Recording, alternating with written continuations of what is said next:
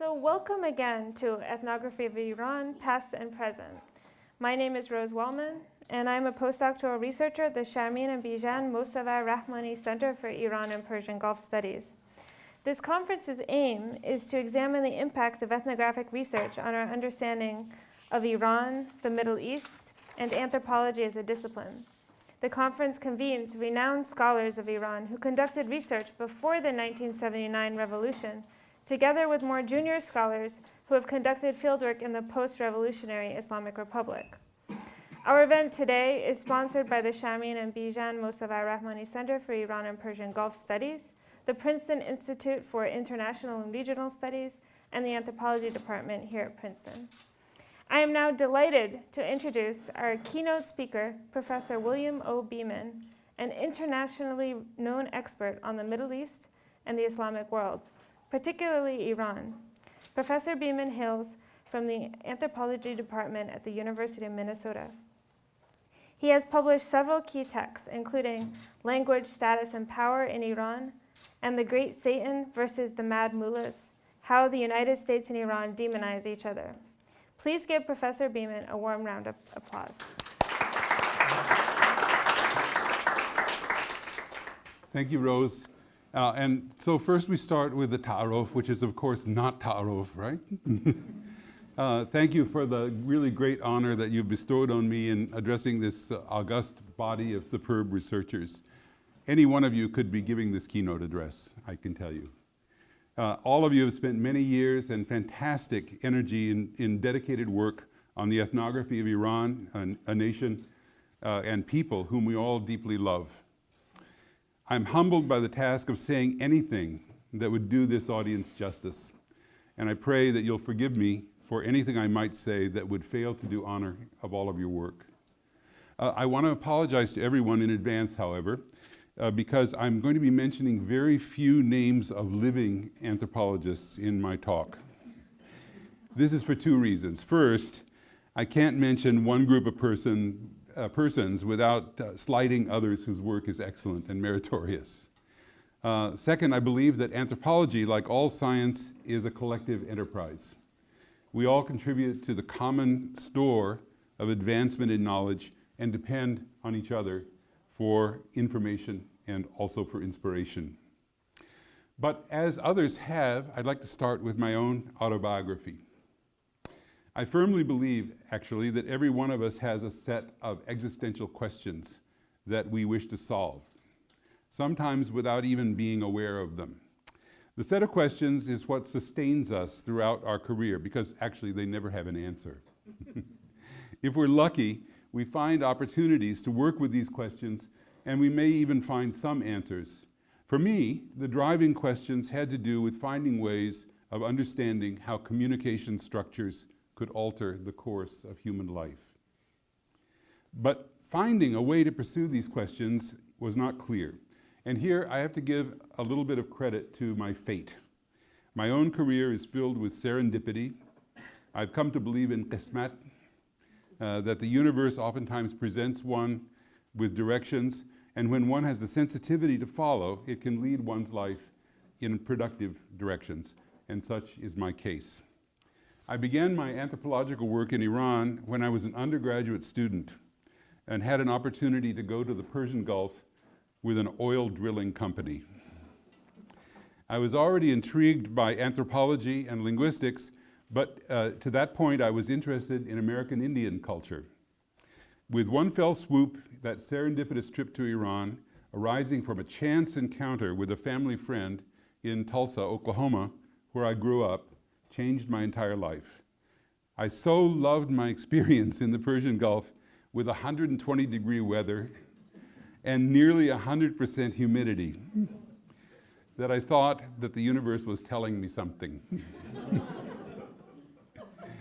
I worked frantically to absorb everything I could about the island community where I was located and wrote a long undergraduate thesis about my experiences, my first primitive ethnography. I changed my interest to focus in Iran and the Middle East, and this was the beginning of my professional career, and this was in 1968. In my island study, the abstract ethnographic studies I had read in my classes suddenly came alive. I was living with people in an environment very different from any I had ever encountered before, but they welcomed me, they became my friends. I was enmeshed in their lives in ways that I could never have imagined before going. My world on the Persian Gulf island was very small, but it quickly expanded. I luckily fell in with some local merchants, and I traveled throughout the Gulf with them by boat to Dubai, to all of the ports on the Iranian coast, later to Kuwait, to Bahrain, and virtually every inhabited island in the Gulf, including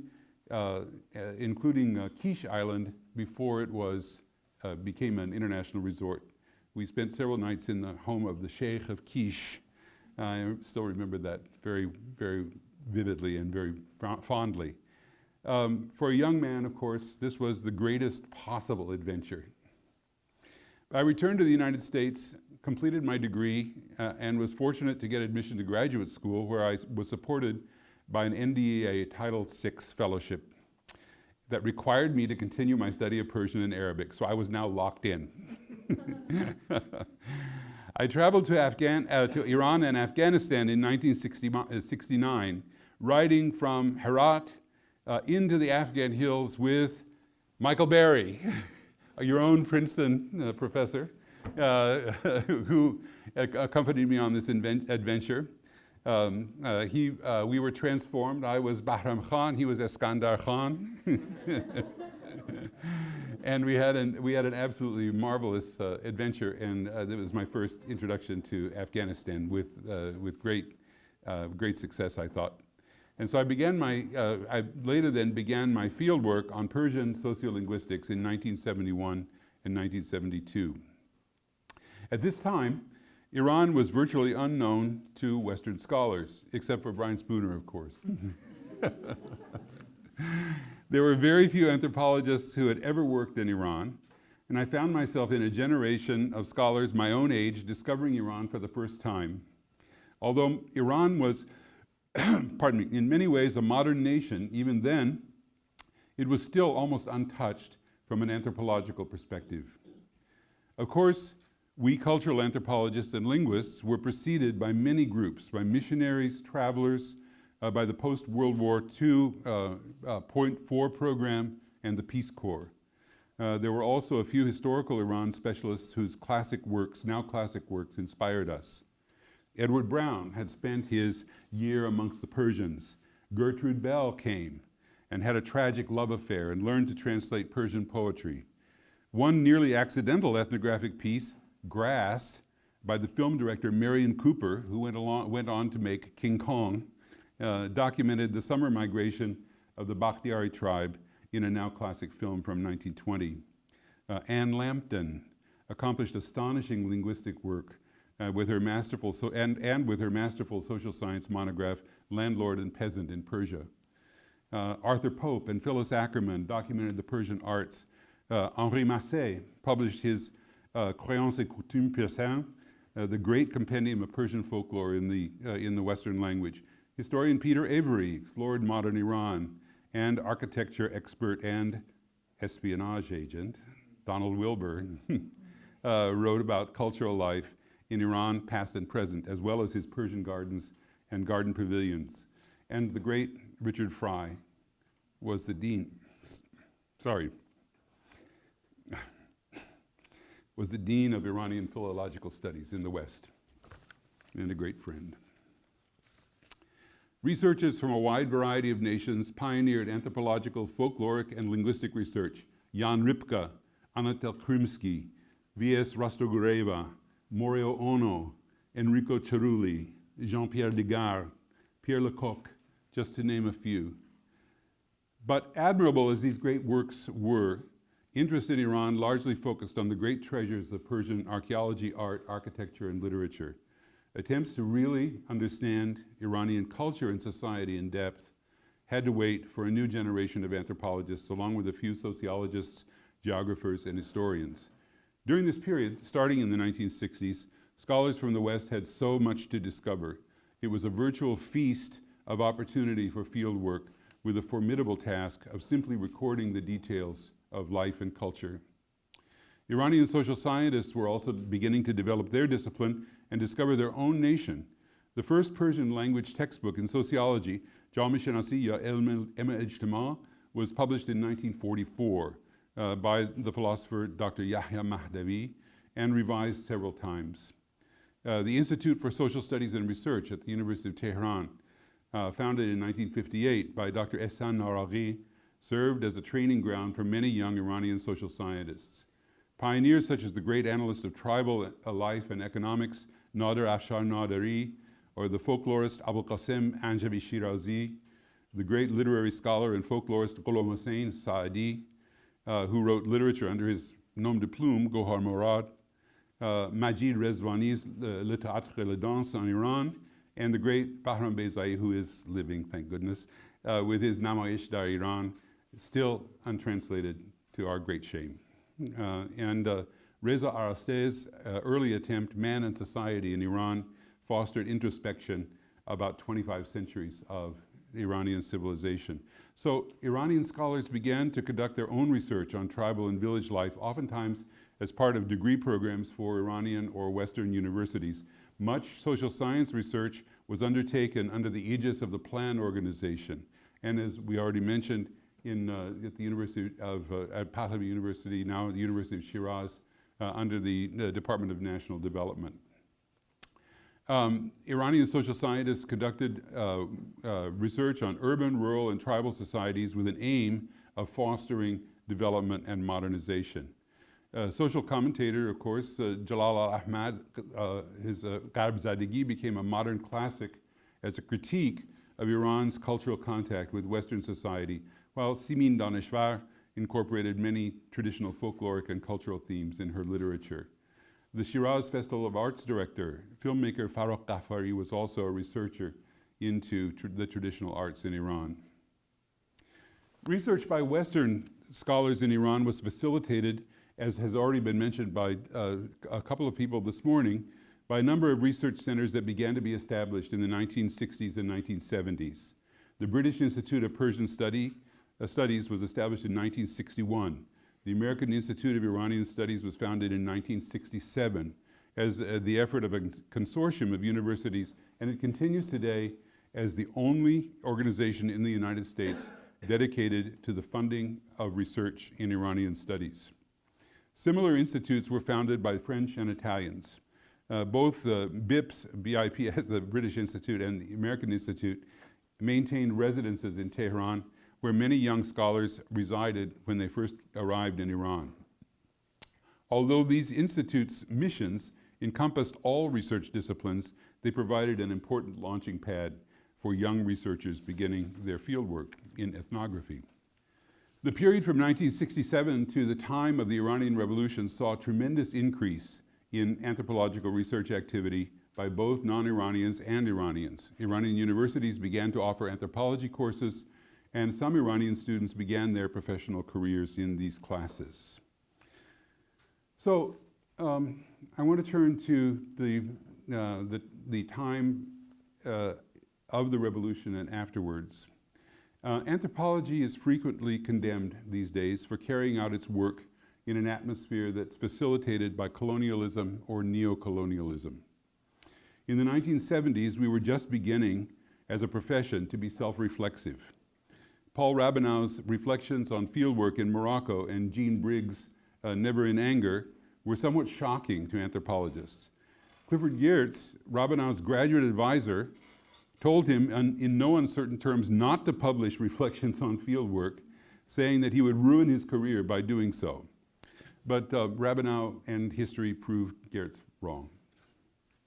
However, anthropologists working in Iran were sanguine about their somewhat privileged position in Iran. As a result, they had a great deal to answer for later in life. In many ways, fieldwork by Westerners in Iran was facilitated by the special relationship that the United States and other Western nations had with the Shah's regime. I supported my fieldwork in part by being employed by Iranian institutions. I taught at Pahlavi University, now Shiraz University, doing my initial doctoral fieldwork since, although I had a Winter-Grand Fellowship, it was not nearly enough to sustain me for even 1 year. After I finished my PhD and was appointed as an assistant professor at Brown University, I still longed to return to Iran.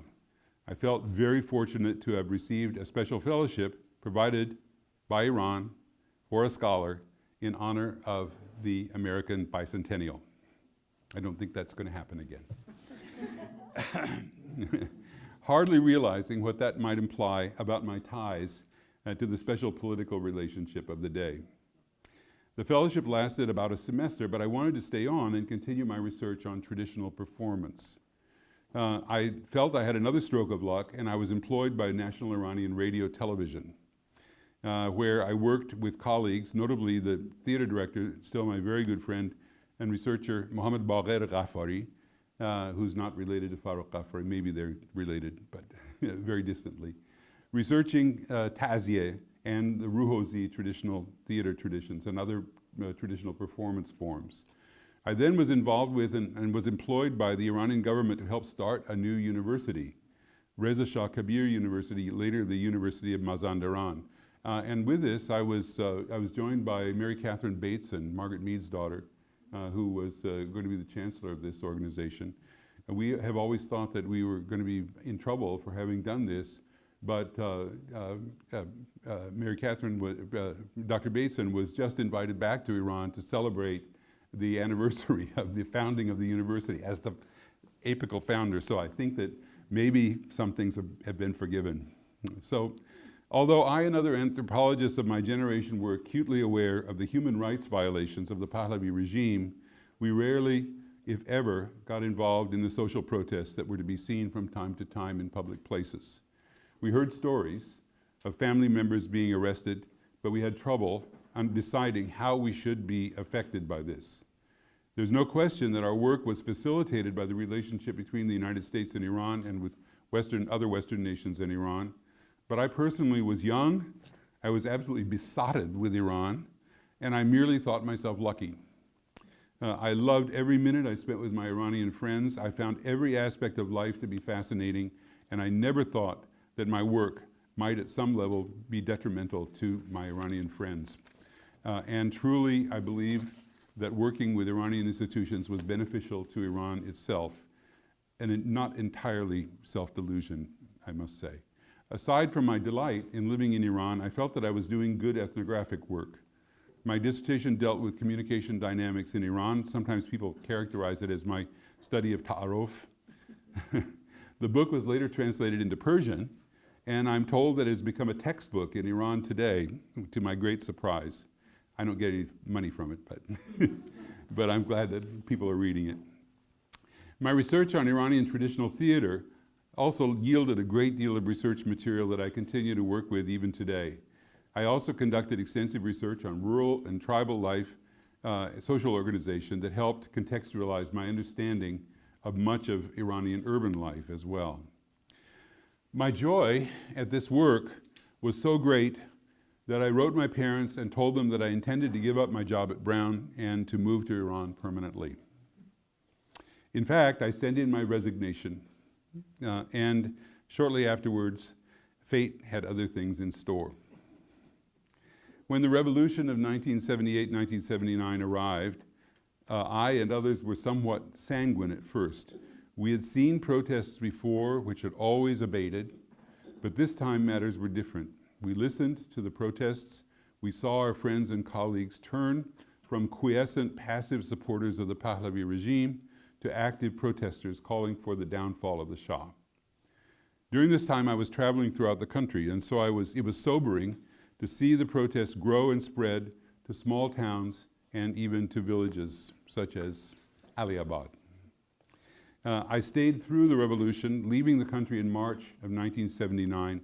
There was no longer a role for me in Iranian society, as all non-Iranians, except for a few who had married into Iranian families, had left the country. My job was canceled in Iran, and to my surprise, some of my colleagues refused to speak to me. My departure in 1979 was uneventful. I went to the Air France office, purchased a ticket with Iranian rials, and departed for Paris and then to the United States. while a lot of American citizens were being herded by American troops into the airport and terrorized, sleeping in the airport overnight with armed guards. Despite my resignation, Brown University very generously gave me back my position. And I was humbled both by the revolutionary events and by my own naivete about my relationship to Iran and Iranians, and my own overly optimistic view of my accomplishments. I was reminded of this poignantly by veteran anthropologists George and Mary Foster, who had worked for decades in Chiapas in Mexico. I encountered George, who had just returned from his umpteenth fieldwork period there, and I asked him what he had learned after all these years. He said, "Mary and I agreed this year that we were just on the verge of really understanding the people we were working with." Indeed, it's a lifelong process. For almost a decade, it was impossible for me to return to Iran, and in this I was not alone. The easy access that American researchers had in Iran dissolved after the establishment of the Islamic Republic. I went on to work in India, in Japan, and I found the work there equally fruitful and enjoyable. And I told myself that after all, anthropology is a comparative discipline, and it was probably time for me to move into other field situations and use my insights that I had developed on Persian and Iranian society to develop an understanding of greater generalities about the nature of humanity. In Japan and India, I found wonderful parallels to the hierarchical dimensions and contrasts in intimacy and use of language in Iran. I also discovered the nature of both sacred and secular performance traditions and ways that they fit into the fabric of culture. Found wonderful comparative dimensions for the structure of rural and even tribal communities in places so far from Iran. And this brings me to the broader question of what we have been doing as anthropologists working in Iran and what we might aim to do in the future. These are themes that have already been touched on this morning, and so I hope you won't mind my repeating some of the same truths that I think our colleagues have already told us. All of us who do ethnography anywhere in the world have several dimensions to our work as anthropologists. First, we are documenters of cultures and societies that we study. Ethnography has become such a loosely applied term throughout the world of research that it has lost much of its core meaning. Almost anyone from outside of anthropology who spends a little time talking to people can advertise themselves as doing ethnography, however insubstantial. It has become fashionable in many quarters: medicine, political science, public policy, and business, to name a few. Undoubtedly, many in these non-anthropological fields do take ethnography seriously, but for many others, ethnographic research is, shall we say, less than rigorous. Ethnography, as developed from the time of Boaz, is painstaking and exacting collection of data. Holographic, as Erica had said this morning, and so very eloquently. Coupled with an equally painstaking interpretation of that data. We sometimes have critique from some of our other colleagues that anthropology is just anecdotes. No, real ethnographic research is data-oriented. It is full of immense amounts of data that we collect. And the data that we collect may be quantitative, it may be qualitative, or both. But in order to yield real knowledge, it has to bear a distinct relationship to the research questions that we're being asked. It must be sufficient to answer those research questions, and it must be of sufficient quality and depth to support the conclusions drawn by the ethnographer. Ideally, it should be inductive or deductive-inductive rather than purely deductive. We can learn a lot from our ancestors. As much as we may question pre-World War II ethnographic methods, it is difficult to deny the rigor with which these methods were employed by the very best anthropologists in our field. Margaret Mead, to take an example, had volumes and volumes of material to support her research. Conclusions that she thought, to support her research conclusions, and she sought to collect data of every possible sort available to her, interview data, statistical data, photographic images, film, literature, folklore collection, and on and on and on. Indeed, Mead never trusted just one of the many data sources she used. And why? Because she felt that none of her conclusions were ever proven until she could demonstrate that they were verified in a parallel data source, maybe more than one. Folk tales were reflected in visual evidence, kinship data resonated in language, gendered behavior was reflected in religion and economics. Mead worked as a scientist, formulating hypotheses about the characteristics of the societies she studied, and then endeavored to prove those hypotheses with solid evidence gathered from multiple sources. This is where casual ethnography often fails. We see people today claiming to use ethnography who believe that casual observation and collection of isolated anecdotes constitutes real research. It does not. Ethnography requires solid, concentrated work over a long period of time with continual testing and retesting of the kinds of hypotheses that Mead embraced as new data is collected. Eventually, patterns emerge that have predictive value for behavior, thought, and attitudes. Naturally, this requires interpretation, but all science requires interpretation. Tell that to physicists and they get really, really mad. But it's nonetheless true of physics or chemistry or any of the laboratory sciences than it is in anthropology. You have to make value judgments. You have to make interpretations in order to be able to say anything about what you're investigating. The genius of ethnography is that it reveals patterns of thought and behavior which members of the societies ethnographers study are themselves unaware. Franz Boas knew this very, very well, and that's why he, by the way, insisted that anthropologists study linguistics, because he said you can ask people about language and discover the patterns that govern their language, and these are patterns that they do not know themselves. And this was a very important, I think, understanding about human culture. I remember an occasion in one of my fieldwork situations where a fight broke out between two men of my acquaintance. I had done kinship analysis for the whole village, so I knew how everyone was related. I turned to a friend and I said casually, this must be serious for two cousins to be fighting. The man looked at me strangely and he thought a minute and he said, "You're right." He walked over to the fighting pair and he said, "Cousins shouldn't fight." The fight stopped immediately. Actually, they were maternal second cousins, okay? But the fight still stopped. And this is not an isolated experience for me. Frequently, the ethnographer knows more about the people than they know about themselves after we've collected enough data. No wonder we're oftentimes accused of being spies, as I have many times been accused.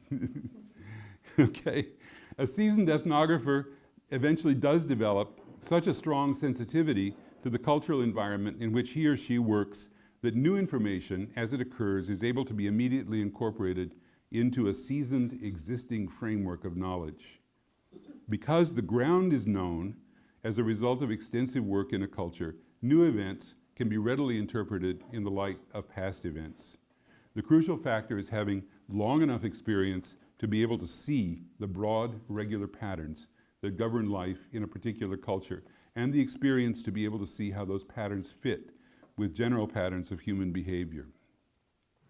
Now I want to talk about what we have learned as ethnographers about Iran, and why this is important not just for Iranian studies, but for anthropology itself.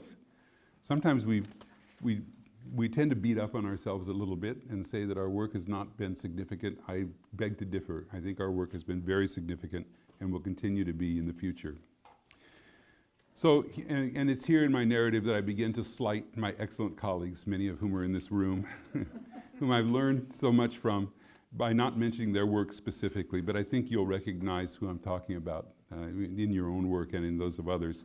I want to focus rather on the plethora of things that we've all learned through ethnographic investigations in Iran, many of which we did not know 50 years ago. Things that have allowed us to continue understanding Iran today. Even as many of us in Europe and North America have been unable to continue our extensive our intensive ethnographic fieldwork in post-revolutionary days, this work sustains our understanding going forward.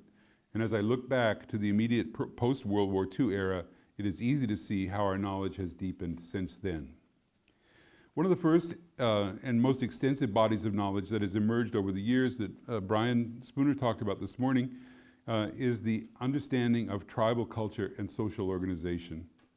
We have studies of the Qashqai, the Basri, the Bakhtiari, the Boyer Ahmad, the Arab tribe of Fars, Mamasani, Luri, Shah Savan, Turkmen, Kurds, and Baluchis, as well as many local subdivisions of these broad tribal groups. Iran's many tribal societies were revealed by anthropologists to not be somehow primitive people living under primitive conditions, but rather highly organized, potentially comfortable people living in balance with their environment through a complex of social and economic organization. Tribes were shown to be in symbiotic relationship with the settled agriculturalists and urban dwellers. Their kinship and marriage patterns were shown to be miraculous vehicles of economic resource management, varying according to the climatic conditions of any given year. We developed deep respect for tribal people even as the government of Iran seemed to distrust them, feeling both uneasy at the lack of governmental central control and the feeling that the mere existence of tribes was a sign of backwardness for Iranian society. It wasn't the place of the ethnographer, of course, to tell the central authorities that they were wrong, even though we oftentimes thought so. The tribal peoples were one of the great assets of the nation, actually, but ethnographic literature showed this case to be the case over and over again. We grew to appreciate the nobility, the personal strength, the strong sense of social cohesion, and the ties that tribal people had to their environment. As modern Iranian society wanted little to do with the tribal people, anthropologists were able to document their life and their robust social and cultural organization. And as tribal life has changed, having a base of understanding about the patterns of 50 years ago has helped us to understand the course of change in the life of the tribal people.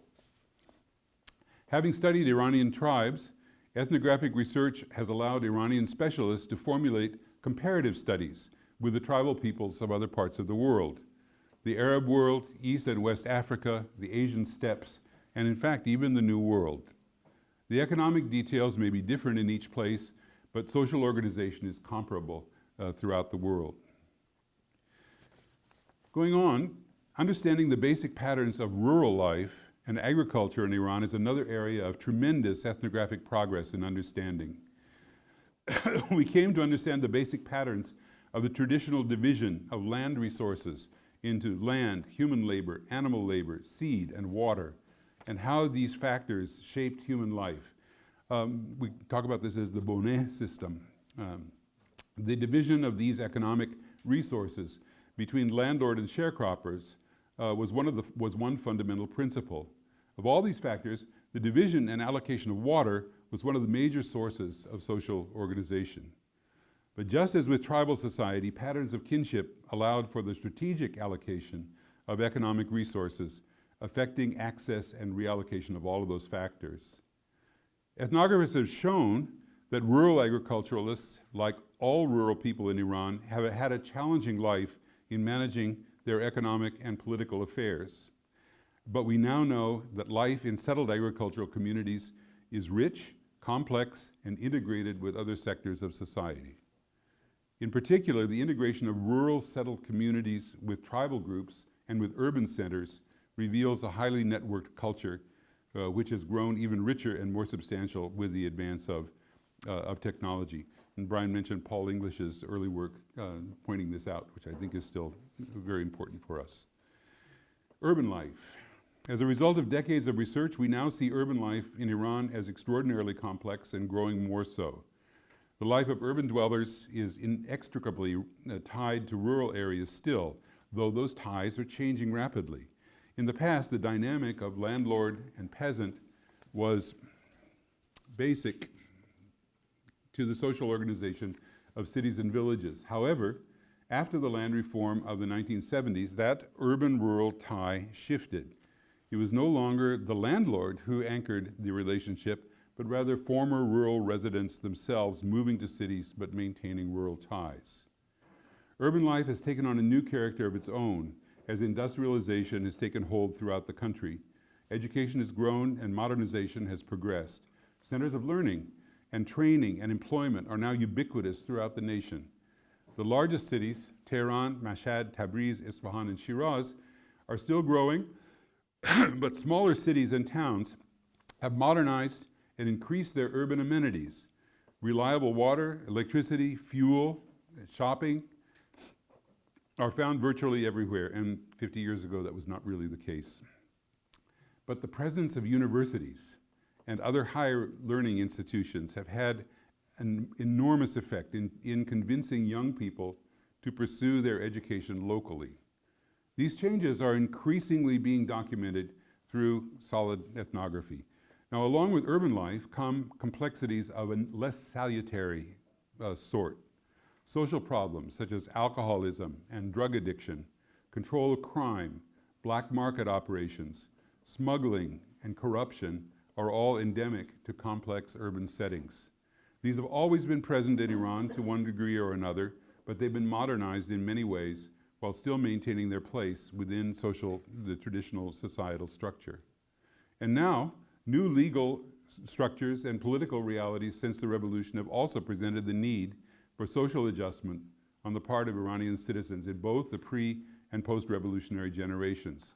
Studying these adjustments not only tells us something about the changing civic landscape in Iran, but also about the traditional coping structures of Iranian life that allow flexibility in the conduct of personal, family, and group life in the face of difficult social and political conditions. It has always been known that Iran is a traditionally multi-ethnic, multilingual, multi-religious society. The strong integration of minority populations in Iran is unique in the Middle East today. Ethnography began to document the meaning of the relationship between core ethnic identity and identification with wider Iranian citizenship and culture starting in the 1970s. Jews, Christians, Zoroastrians, Sunni Muslims, and Baha'i are among the religious minorities that have all been studied. Azerbaijanis, Gilakis, Mazandaranis, Talishis, Roma, and Arabs, as well as the numerous tribal groups already mentioned, have likewise been researched to determine the basis and structure of their complex multiple identities as part of the Iranian whole. There's still much work to be done in this area, but we started it some time ago, and I hope that it continues. With regard to gender, one of the most fertile areas for research in post-World War II period has been research on gender and sexuality in Iran.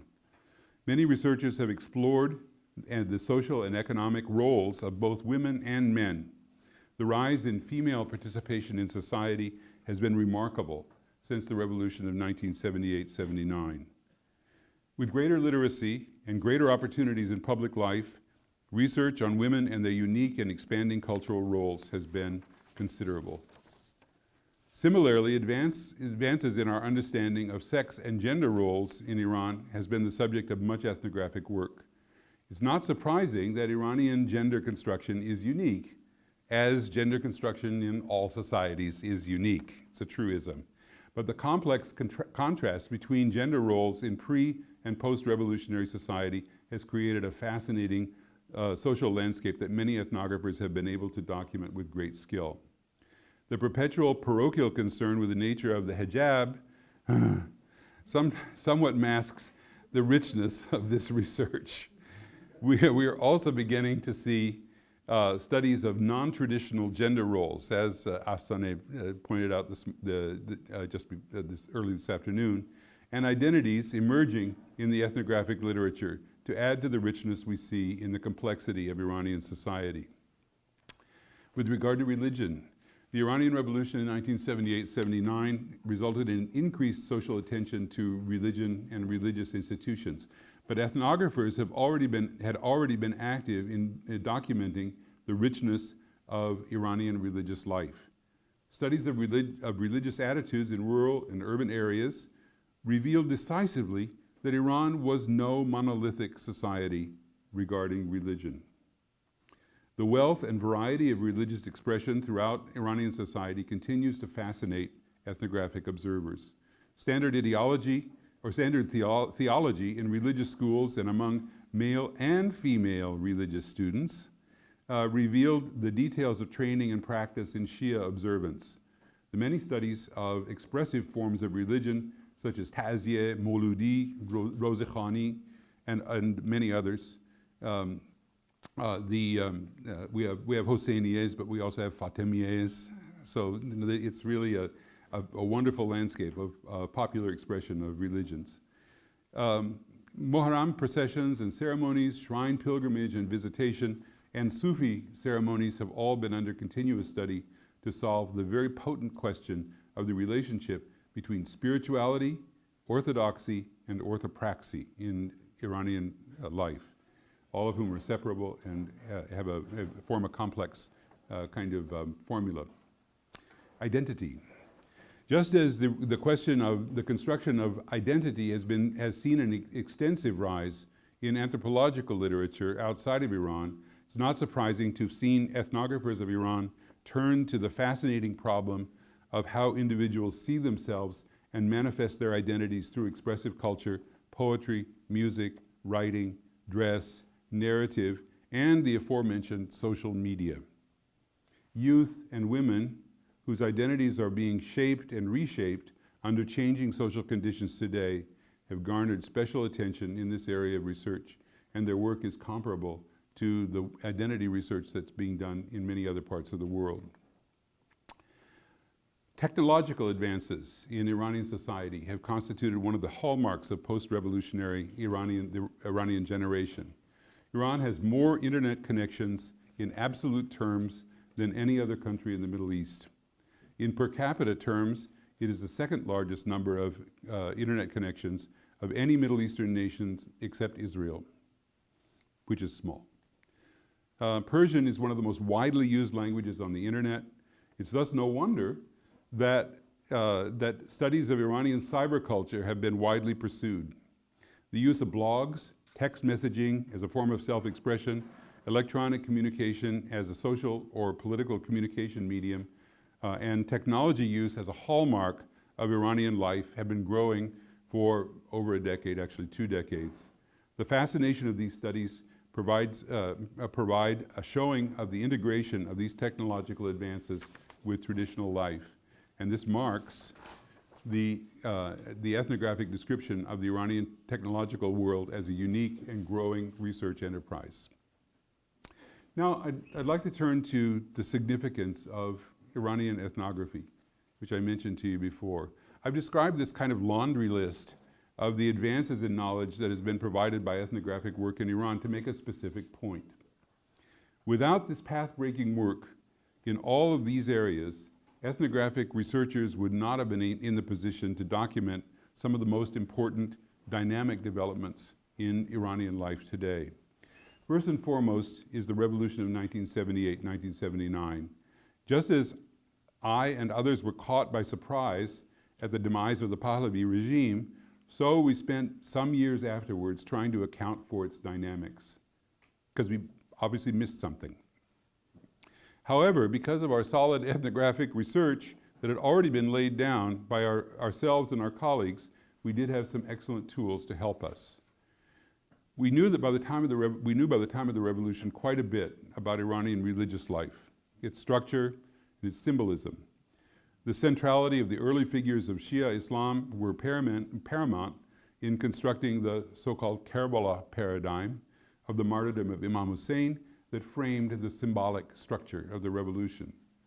Starting from this, we could explore the dynamics of the religious and political leadership in its various manifestations, from secular to Marxist to religionist, and understand how the revolution played out in all of its complexity.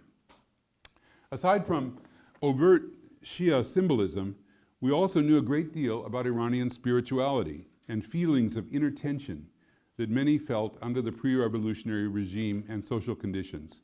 a tension that was released in the fervor of the revolution. We also had a firm foundation in understanding the economic and social tensions of Iranian rural life based on intimate knowledge that we had of the history of rural land tenure from the landlord era through the land reform to the trauma of abandonment of rural land holdings. We also knew of the tribal dynamics dealing with the restrictions placed on tribal movement and economy during the Pahlavi era, information that the Iranian government itself did not have or chose to ignore.